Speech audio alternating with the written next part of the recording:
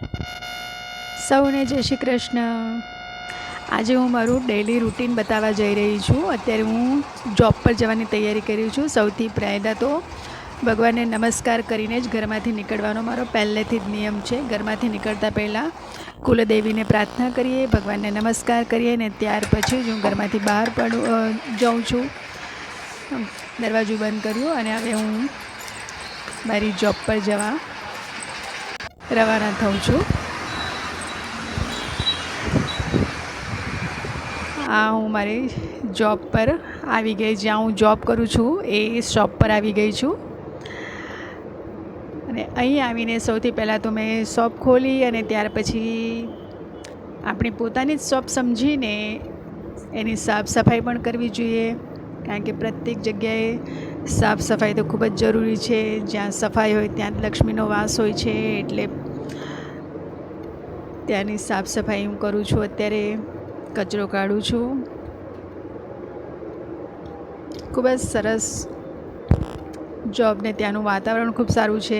ત્યાંથી બેસીને બહારનો વ્યૂ ખૂબ સરસ દેખાય છે। આવતા જતા વાહનો હોય છે। ખૂબ જ સરસ જગ્યા છે। ત્યાંથી ખૂબ સરસ પ્રકૃતિનું દ્રશ્ય માણી શકાય છે અને ખૂબ જ પોઝિટિવ વાઇબ આવે છે। કચરો વાળ્યા પછી થોડું પોતું કરી દઉં છું બહાર।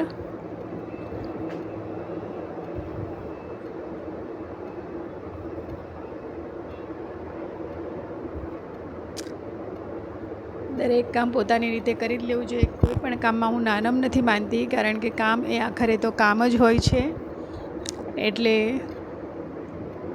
જેમ ઘરમાં કામ કરતા હોય છે તે જ રીતે પોતાની દુકાન સમજીને જ હું ત્યાં કામ કરું છું। બધું સાફ સફાઈ બધી રીતે કરીને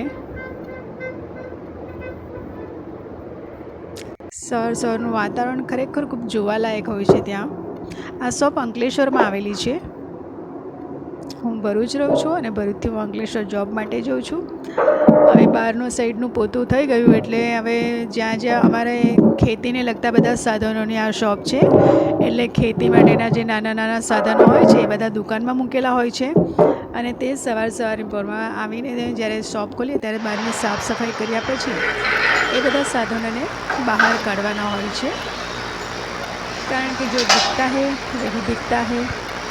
એટલે બહાર રાખીશું તો તેનું પણ ધ્યાનમાં આવશે, એટલે જ બધા સાધનોને બહાર કાઢવા પડે છે અને ખૂબ જ ઇઝી છે બહાર કાઢવું। જો આ જે સાધનો બહાર કાઢું છું એ વીડર કહેવાય છે, જે ખેતરના બે ચાંસ વચ્ચેના નિંદામણ માટે, કલ્ટિવેશન માટે કામમાં આવે છે। કંપની વાઇઝ અલગ અલગ વીડરો અમારી પાસે છે। સૌથી લો રેન્જથી માંડીને હાઈ રેન્જ સુધીના છે। જે 12 યલો કલરનું અત્યારે મેં કાઢ્યું એ ઓનલી 35,000નું વીડર છે। 7 HP પાવર વીડર છે। આ સેકન્ડ જે લીલા કલરનું અત્યારે મેં બહાર કાઢ્યું આ તમારે આવશે 40,000નું છે। આ વિશ્વકર્મા એન્જિનિયરિંગ કંપનીનું છે। એ પણ 7 HPનું છે। ખેડૂત મિત્રો માટે ખૂબ જ ઉપયોગી વસ્તુ છે આ। અને હવે જે ત્રીજા નંબરનું કાઢું છું એ પણ 7 HPનું છે, પણ એ સબસિડી માન્ય મોડલ છે અને એની પ્રાઇસ છે 77,000, કારણ કે એમાં સરકાર તરફથી અપ્રુવલ હોય છે। સબસિડી માન્ય મોડલ છે, એટલે ખેતીને લગતા દરેક પ્રકારના સાધનો હું જ્યાં જોબ કરું છું ને ત્યાં બધા જ સાધનો અવેલેબલ હોય છે અને ખૂબ જ રિઝનેબલ પ્રાઇસના હોય છે। 3 વીડર મેં ઓલરેડી બહાર કાઢ્યા છે અને હવે આવે છે નાનકડું વીડર। આ 1.5 HPનું નાનકડું વીડર છે। એ ફૂલ છોડ હોય યા શાકભાજીનું નાનું રેતાળ જમીન હોય ને ત્યાં આ કામ કરી શકે, એટલે આ નાનકડું વીડર જોયું। પછી બહાર મેં લોન મોવર પણ કાઢ્યું હતું। આ બધા સાધનો અત્યારે બહાર કાઢ્યા અને આ જે બહાર અમારા બહારની સાઈડમાં જે સાધનો છે એ બધા સાધનો છે રોટાવેટર આને કહેવાય છે। દરેક સાઇઝના રોટાવેટર 6 ફૂટના છે, 5 ફૂટનું છે, 4 ફૂટનું છે, 3 ફૂટના છે, એમ દરેક ટાઈપના રોટાવેટર અમારે ત્યાં અવેલેબલ છે। આ છે ઓરણી, ખાતર પ્લસ બિયારણ માટેનું ઓરણીનું અટેચમેન્ટ છે। આમ તો કલ્ટિવેટર સાથે આવતું હોય છે, પણ કલ્ટિવેટર વગર પણ મળી જાય છે। આ છે પાણીનો પંપ। બૂમ સ્પ્રેયર કહેવાય આને. 400 લીટરનું આ બૂમ સ્પ્રેયર છે.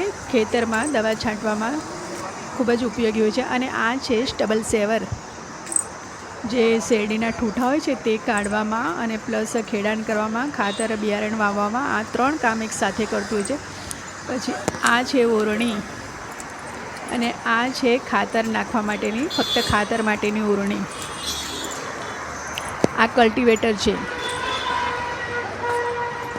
એટલે અમારે ત્યાં કલ્ટિવેટર, ઓરણી, સ્ટબલ સેવર, બૂમ સ્પ્રેયર, દરેક ટાઈપના ખેતીને લગતા સાધનો, સબસિડી માન્ય સાધનો મળી રહે છે. ખૂબ જ સારી પ્રાઇઝમાં મળતા હોય છે. અને આ જે છે તે ફક્ત ખાતર છાંટવા માટેનું આ એ છે સાધન. આના દ્વારા 12 થી